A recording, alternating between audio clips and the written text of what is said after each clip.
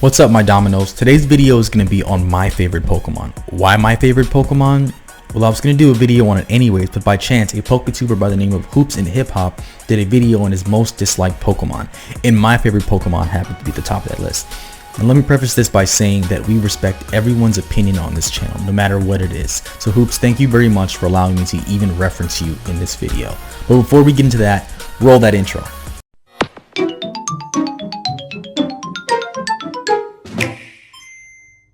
If you haven't guessed by now, my favorite Pokemon is Bulbasaur, and I'm going to tell you why Bulbasaur is the best Pokemon in the story, competitively, in the anime, and the manga. Let's get started with the story mode. The first gym leader, Brock. And let's be honest here, Brock in red, blue, fire red, or leaf green is not beating any Bulbasaur. I mean, what's he really going to do to a Bulbasaur? Tackle, bide, Rock Tomb? Our little cabbage is gonna walk all over Brock. Next up, we have the second gym leader, Misty, and honestly, Misty in Fire Red and Leaf Green stands more of a chance than Brock does. Her Pokemon are carrying and recover, and they are kind of annoying to fight. But one decently trained Ivysaur will probably take out her team single-handedly. Sorry, Misty, love you lots in the anime, but you're not winning this fight. Next gym leader is Lieutenant Surge, the Lightning American. If you guys have ever seen this guy in the anime, he's like 10 feet tall. It's ridiculous. And his team does actually give Ivysaur some trouble. It's running Sonic Boom, and at this point in the game, 20 damage is kind of annoying. He's also running Thunder Wave and Double Team, making it difficult for you to actually land hits on him. I'm going to call this one neutral. Ivysaur just breaks even with Lieutenant Surge. Next gym leader is the Grass type trainer, Erica. Now her team is actually running a multitude of status-inducing moves. Poison Powder, Sleep Powders, Stun Spore, you name it, she's got it. But the entire Bulbasaur line is actually immune to being poisoned, so that's a plus right there. But I'm going to have to call this one even. The next gym leader is a poison type user named Koga. Now you remember how I said the Bulbasaur line was immune to being poisoned? You think this would be enough to actually give Venusaur an edge against this gym leader, but this guy is running Minimize, Acid Armor, Self-Destruct, Smokescreen. I mean, he's not even really trying to status you, he's just trying to outright annoy you. So for that reason, I'm going to have to say that Venusaur breaks even with Koga. Neutral.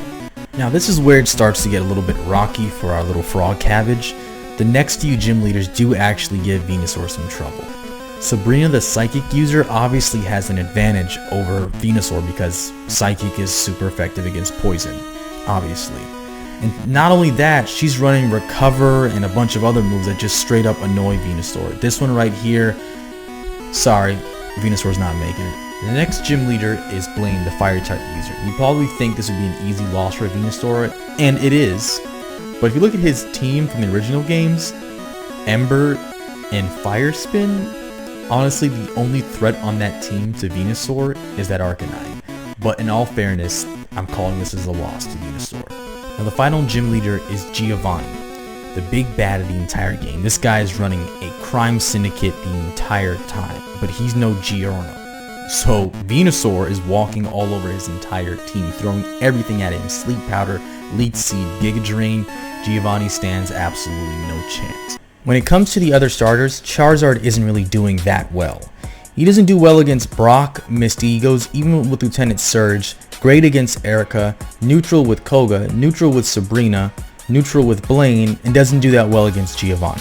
Also, the Elite Four, he isn't doing well against Lorelei, Bruno, or Lance. And honestly, he's kind of replaceable. I mean, if you really wanted another fire type, you could just get Arcanine, Magmar, or Rapidash. The same with Blastoise, he's actually pretty replaceable. You can get a multitude of them. Gyarados, Lapras, Dugong, Vaporeon, Starmie, Poliwrath, Tentacruel, just to name a few. But Venusaur is kind of really important. I mean, did you guys know that he's the only grass type that doesn't evolve using a Leaf Stone in Kanto? Vileplume, Victory Bell, Executor all take Leaf Stones. And you don't get that until about mid-game in Celadon City, I believe. And his move pool is far better. Leech Seed, Sleep Powder, Giga Drain. I mean, if you want to sum it up, he protect, he attack, but most importantly, he get that health back. I'm going to give you a few reasons why the Bulbasaur line is the best competitively. Do you guys know that Venusaur has been the best grass type starter Pokemon for 7 generations? And if you guys have been keeping count, there's only been 7 generations. That means he's 7-0 competitively. Also, he's the only viable non-Mega Kanto starter Pokemon in VGC 2019. And in the same breath, he's the highest ranking Generation 1 Pokemon, sitting in a nice spot in the A- tier, with Gengar following him soon after. Also, Bulbasaur in the Little Cup format is the best Kanto starter. If you're looking at Charmander and Squirtle's pages, they leave much to be desired compared to the Little Onion. I'm going to give you guys a few reasons why the Bulbasaur line is the best from the manga. In Chapter 14, Volume 1, Green was being possessed by a Ghastly, and Charmeleon used Fire Spin against Red's Bulbasaur. Now, Red's Bulbasaur wasn't having any of that. He absorbed the Fire Spin and the Ghastly and fired a Solar Beam out, and in the process, he actually killed the Ghastly. Now that right there is pretty metal. Also in the manga, Red's Bulbasaur, feat-wise, is the strongest Pokemon. In Chapter 30, Volume 3, he defeated Lieutenant Surge, who was using a legendary Pokemon, specifically Zapdos. Now that right there is pretty awesome. And in Chapter 9, Volume 3 of Electric Tale of Pikachu, Venusaur had grown so large, he literally became a god, and he was granting wishes.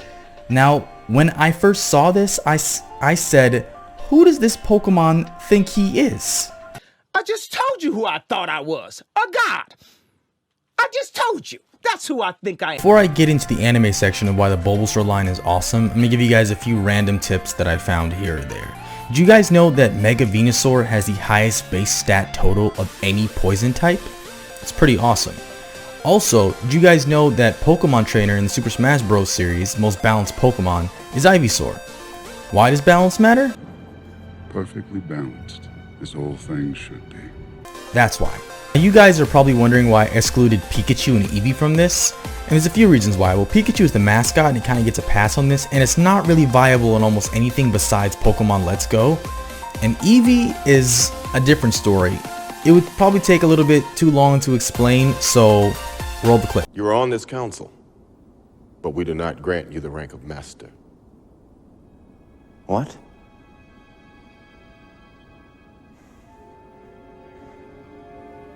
How can you do this? This is outrageous. It's unfair. Quick tip, of all of Ash's Pokemon, obviously he's kept Pikachu the longest. But did you guys know that Bulbasaur is the longest Pokemon that Ash has kept besides Pikachu? He kept him for an entire 5 seasons. Funny enough, that's all the seasons that I actually own.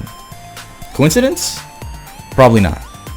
Now I'm going to take you guys back to the anime where I really started to love Bulbasaur.